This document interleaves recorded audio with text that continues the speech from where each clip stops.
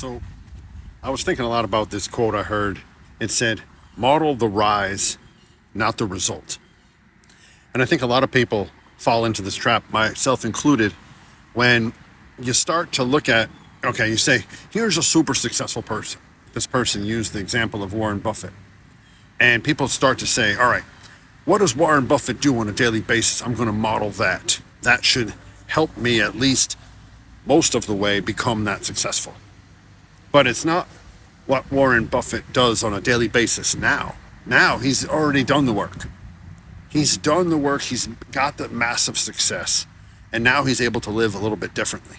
You're still building that massive success. So your work is going to look different. If you want to look at Warren Buffett, look at what he did in his 20s, 30s, 40s, those years when he was building, when he was putting all those pieces together. And the majority of it, that work, relies on you being in alignment with the goal you want. So if the goal is Warren Buffett at 80 years old, if that's the goal, start living in alignment with someone who will be that successful or at that age. That's the hack, the alignment. Once you live in alignment, you're telling God that, you know what? I know that you have this massive blessing in store. And I can feel that it's my time to receive it, to live it.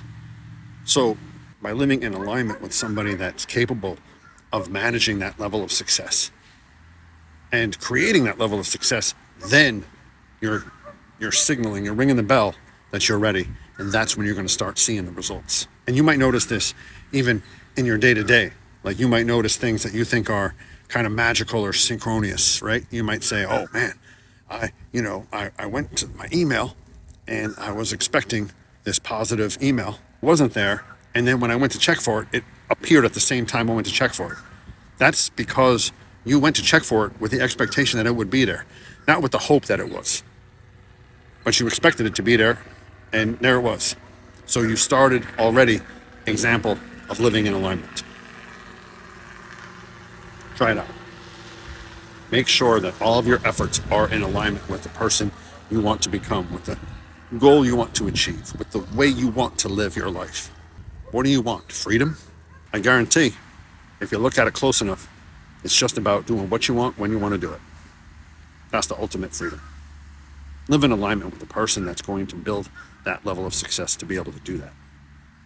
Build. You can do it.